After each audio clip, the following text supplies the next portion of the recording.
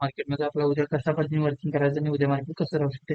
ह्याच्या आधी बघा आपण ज्या पद्धतीने मार्केटमध्ये जे बिहेवियर डिस्कशन केलं होतं त्याच पद्धतीने प्रॉपर मार्केटनं वर्किंग केलं.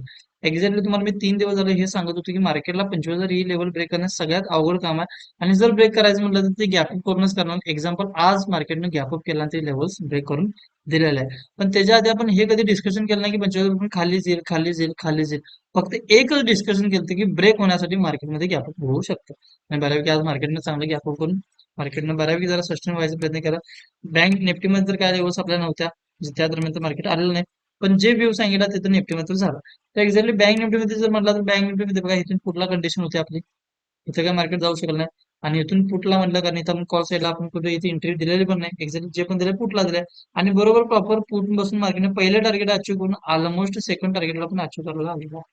आणि ऑलमोस्ट तुम्ही जर बघितला तर बघा 784 बसून समथिंग 500 म्हणजे 284 पॉईंट्स काढल्यासारखे झाले इंडायसेस मध्ये. आणि जर 284 जर इंडायसेस मध्ये जर होत असेल तर मिनिमम ऑप्शन मध्ये 100-150 पॉईंट तरी होऊन जातात.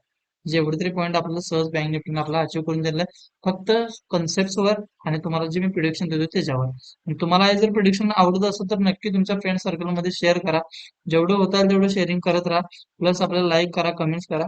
ओके. त्याच्यानंतर आपण बघूया निफ्टीमध्ये कशा पद्धतीने वर्किंग करायचं, निफ्टी कसं राहू शकते एक्झॅक्टली आज बघणार आहे आपण. तर निफ्टीमध्ये टाइम फ्रेम आपण परत लावा 5 मिनिटं. आणि 5 मिनिटाच्या टाइम फ्रेम नुसार हा एक रेजिस्ट्रेशन झोन मार्केट ऍक्टिव्हेट करत आहे.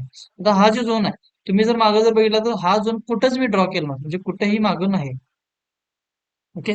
तर हा झोन मीच फक्त ड्रॉ केला होता 25,025 ह्या लेवलपासून मार्केटमध्ये सेलिंग येऊ शकता हे आधी ड्रॉ करून ठेवलेलं होतं. पण मार्केटने गॅप अप झाला आणि तुम्ही जर प्रॉपर बघितला तर ह्या कॅन्डल ब्रेक करून प्रॉपर रिटेस्ट करून प्रॉपर त्याच रिस्पेक्ट देऊन खाली आणि खाली आलं.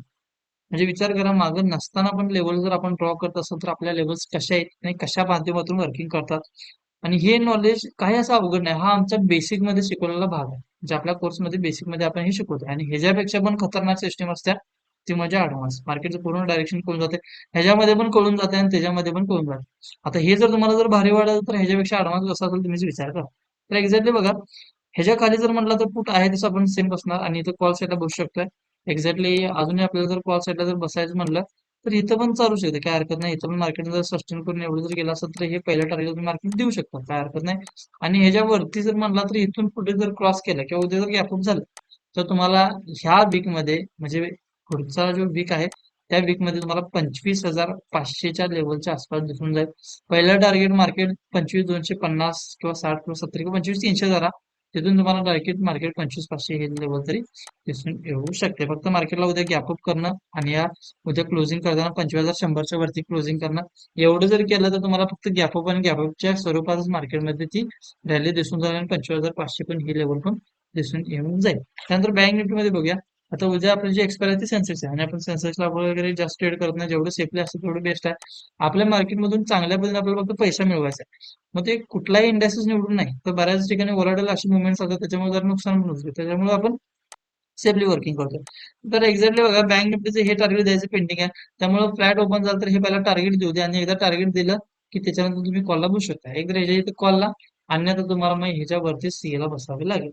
ओके. एक तर मार्केट समजा उद्या परत ह्या लेवलला आलं तर ह्या लेवलला परत तुम्ही बसू शकता किंवा ह्या लेवलपासून रिव्हर्सन येत नाही तर पण कुठला बसू शकता. ओके. म्हणजे ज्या पण लेवलचा तिथे कुठला जाईल आणि इथं पण तुम्हाला म्हटलं तर कुठला जाईल एक्झॅक्टली ह्या लेवलच्या पण खाली तुम्ही कुठला ट्राईंग करू शकता. इथून तुम्हाला तिथं पण रॅली मिळू शकते. ओके. अशाच प्रिडिक्शनसाठी आपल्याला फॉलो करा. बेल आयकॉनला क्लिक करा आणि तुमच्या फ्रेंड सर्कलमध्ये आपली हे युट्यूब चॅनल शेअर करा. ओके. Thank you so much.